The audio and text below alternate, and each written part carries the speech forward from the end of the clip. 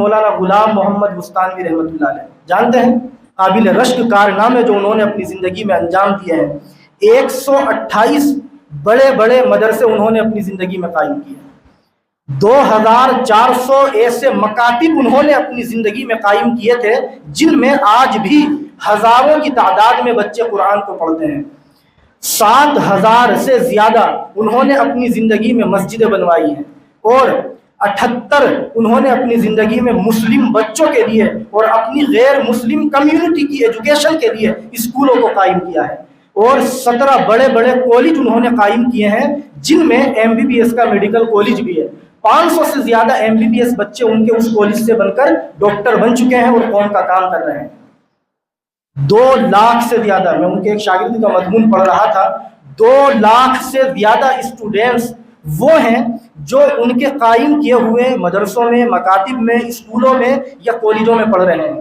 ابھی 4 مئی کو ان کا انتقال ہوا ہے۔ انسان تھے، 100 سال بھی عمر نہیں ہوئی، اور جو ماہرین ہیں انہوں نے ان کی زندگی کے بارے میں غور کیا، صرف 55 سالہ ان کا کیا کہہ سکتے ہیں ورکنگ ہسٹری ہے ان کی لائف کی، جس میں انہوں نے یہ کام کیے ہیں۔ تو بتائیے کہ کیا ہم مسلمانوں میں اگر کوئی مسلمان ارادہ کر لے، جس کو اللہ نے حیثیت سے نوازا ہو کہ مجھے قوم کے لیے کچھ کرنا ہے، تو کیا ہم نہیں کر سکتے؟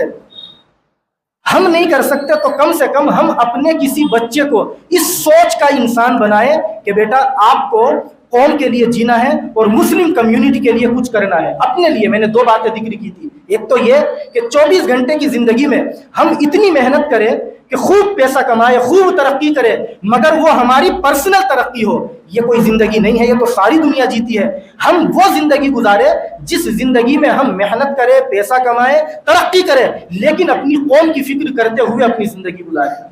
یہ جو حدیث میں نے ذکر کی ہے، اس میں دوسرے نمبر پر اسی کا تذکرہ ہے کہ آپ نے اپنی زندگی میں کوئی دین کا ایسا بیڑا اٹھایا، اسکول کی لائن سے ہو، مدرسے کی لائن سے ہو، کالج کی لائن سے ہو، جس میں قوم کے بچے تعلیم حاصل کرے، اور آپ اگر چلے جائیں تو جب تک قوم کے بچے وہ دین کا کام کرتے رہیں گے آپ کو اللہ اس کا فائدہ پہنچاتا رہے گا۔ اور برسوں ہی ہمیں پتہ چلا کہ ان کے 2 بیٹے ہیں، پتہ تو پہلے سے تھا لیکن یہ پتہ چلا کہ بڑے جو بیٹے ہیں ان کے مولانا حذیفہ صاحب، تو ان کو ان کے تمام کاموں کا ذمہ دار بنا دیا گیا۔ وہ ماشاءاللہ عالم بھی ہیں اور ان کے کاموں کو وہ اب آگے بڑھائیں گے۔ یہ حدیث میں اس مثال سے سمجھانے کی کوشش کر رہا ہوں۔ اب بتائیے،